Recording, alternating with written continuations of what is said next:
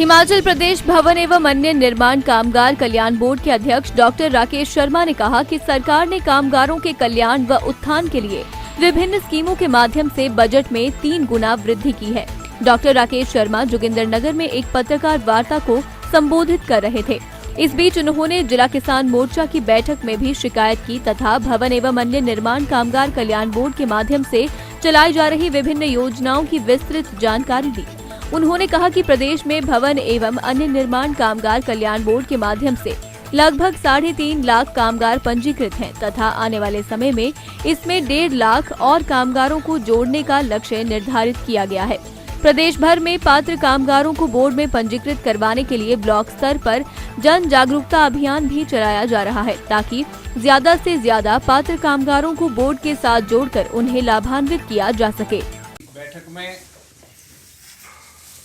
हमारे साथ स्थानीय जोगिंद्रनगर मंडल के पार्टी के अध्यक्ष पंकज जम्बाल जी, जिलाध्यक्ष रमेश जम्बाल जी, महामंत्री गुलेरिया जी, मंडल के पदाधिकारी।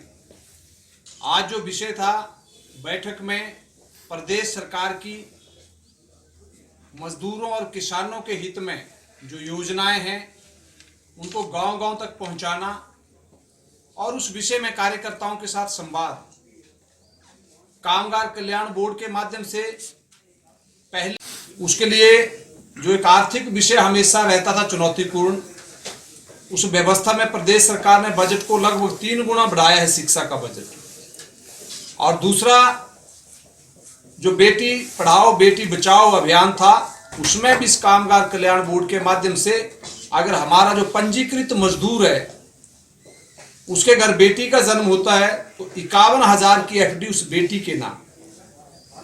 और एक था कि शादी के लिए भी हमारे जो मजदूर परिवारों में एक बड़ा विषय रहता था, पहले हम 11,000 देते थे फिर 21,000 किया, लेकिन हमने अब प्रस्ताव भेजकर उसको 51,000 बेटा या बेटी की शादी के लिए जो मजदूर है उसके लिए 51,000 की व्यवस्था एक गांव का गरीब मजदूर के लिए।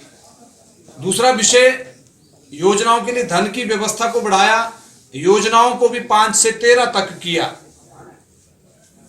और पंजीकरण, हिमाचल में बहुत से ऐसे मजदूर हैं जो पंजीकरण नहीं करवा पाते थे, अनपढ़ जो गांव के अंदर पिछड़े क्षेत्रों में, उसके लिए भी एक बड़ा अभियान कामगार कल्याण बोर्ड ने हिमाचल प्रदेश में लिया है। और आज जोगिंद्रनगर में भी हम अपना कार्यालय भी एक उप कार्यालय भी खोल रहे हैं, क्योंकि लोगों को मंडी जाना पड़ता था तो बहुत से लोग पंजीकरण नहीं करवा पाते थे। उनको जोड़ेंगे ताकि उनके जो बच्चों का शिक्षा, इसमें सबसे बड़ा एजेंडा हमने रखा है कि बेहतरीन उच्च शिक्षा तक उनके बच्चों को लाभ मिले। एक और इसमें हमने जोड़ा कि जो मुख्यमंत्री आवास योजना और प्रधानमंत्री आवास योजना के तहत 1.5 लाख रुपया पंचायत जिन लाभार्थियों को सिलेक्ट करती है।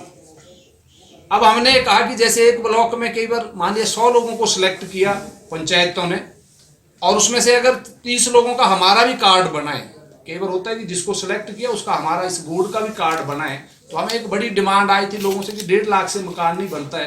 तो हमने सरकार के समक्ष प्रस्ताव भेजा तो उसको पारित कर दिया कैबिनेट में कि अब 1.5 लाख, लेकिन उनका कार्ड सिलेक्शन पंचायत ही करेगी।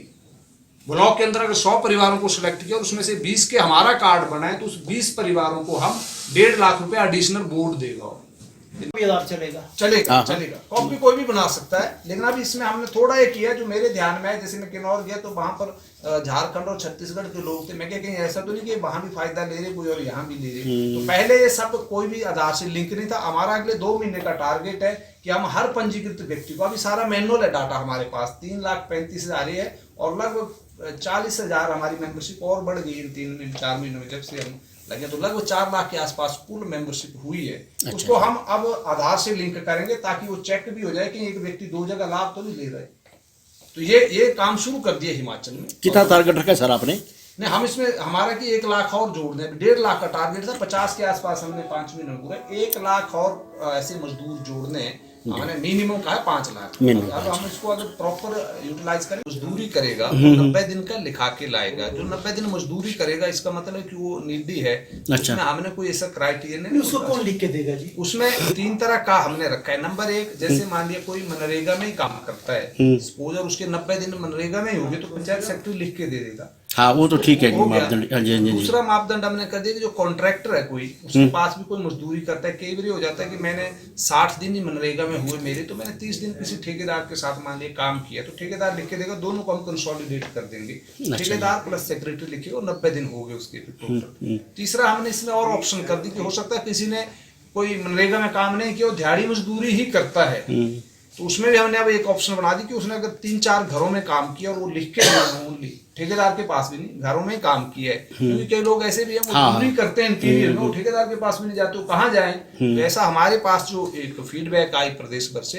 तो उनके लिए भी हमने अब ऑप्शन कर दी, वो 3-4 घरों से लिखा के लाएगा, घर वाला लिख के अपना साइन करके दे देगा और सेक्रेटरी उसको कर देगा एडिशनल कि भाई हाँ इसका मेरे घर मैंने मकान बनाया, मैंने 10 मजदूर लगाए थे, तो मैं 10 को लिख के दे सकता हूँ। वो भी 90 दिन पूरे 90 दिन चाहिए उसमें, वो 2 घरों से भी ला सकता है। फिर वो परमानेंट बन गया जी? नहीं, वो 1 साल के लिए 90 डेज इन 1 ईयर, हर साल उसको फिर अपना 90 दिन का सर्टिफिकेट देगा और उसका वो कॉपी कंस्ट्रक्शन वर्क है हमारा, जितना भी इसमें स्पष्ट लिखा है, हमने स्पष्ट कहा है कि ये कामगारों के लिए, क्योंकि वो छूट जाते हैं बाकी सब जगह से, जो दिहाड़ी लगाता है, चाहे वो गांव में लगा रहा है दिहाड़ी, चाहे किसी ठेकेदार के पास काम कर रहा है, चाहे मनरेगा में काम कर रहा है, IPH PWD कहीं भी कंस्ट्रक्शन का काम कर रहा है, ये सारा बोर्ड उनके लिए बनाया गया है।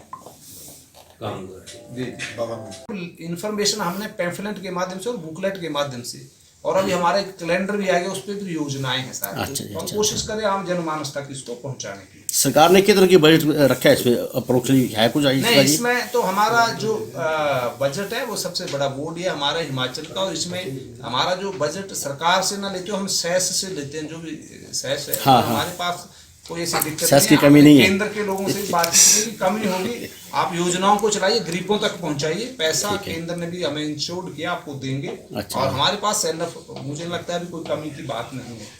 ये जो 2 लाख रुपए देते थे वो राशि बढ़ाकर 4 लाख कर दी है, और रूटीन की डेथ होती है तो पहले 1 लाख मिलता था, उसको 2 लाख कर दिया।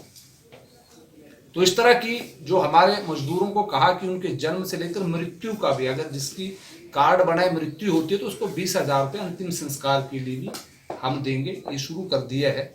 तो इस तरह मजदूरों के लिए जो ये था असंगठित मजदूर, जिनके लिए कोई योजना नहीं थी, प्रदेश में बहुत से लोग जो दिहाड़ी मजदूरी करते हैं, और अभी भी हमारे ध्यान में आया कि बहुत से लोग ऐसे जो छूट गए हैं उनका हम पंजीकरण करेंगे, योजनाओं को बढ़ाया, पैसा भी बढ़ाया है, तो जो लोग छूट गए उन तक पहुंचने का एक बड़ा प्रयास हम अपने इस संगठन के माध्यम से भी करेंगे। सरकार का जो हमारा कर्मचारी हैं इस बोर्ड के, उनको भी लगाया है। हिमाचल प्रदेश में नए कार्यालय भी शुरू किए हैं, जहां उप कार्यालय जरूर थी कुछ क्षेत्रों में, कि बड़े जिला थे, जैसे मंडी बड़ा जिला है तो जोगिंद्रनगर लोगों के ये उप कार्यालय की आवश्यकता थी, इसको भी शुरू किया हमने। तो सरकार का जो लक्ष्य है मिशन 2022, इसी वर्ष हमारा जो विधानसभा चुनाव है हम जोगिंद्रनगर में ही हो जाए तो उसका पूरा दिन भी बचता है, पैसे भी बचते हैं, ऐसे हजारों मजदूरों का पैसा बचता है, गरीब मजदूरों का।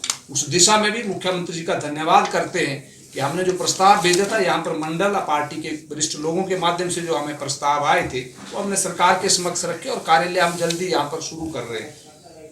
पंजीकरण के लिए भी मैंने कहा एक अभियान शुरू किया है, उसको और गति बढ़ाएंगे कि हम जो लोग छूट गए हैं, अभी 3,45,000 मजदूर पंजीकृत थे हमारे दिसंबर तक, इसका भी टारगेट हमने कि 1.5 लाख और पंजीकरण करेंगे पूरे हिमाचल के अंदर।